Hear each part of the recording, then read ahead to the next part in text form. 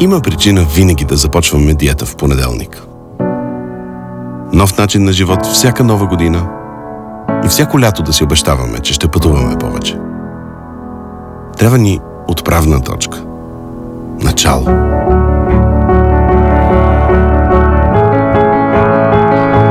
Добре де, а ако гледаме на всеки ден, на всяко нещо, което правим, като на ново начало, да пробваме, да видим какво ще стане.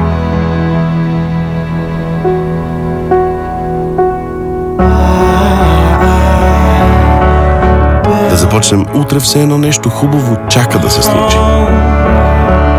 Да започнем ритуала по събуждане на децата така, че какво от това, че е рано-рано? Да започнем отиването на работа с песен на нова група.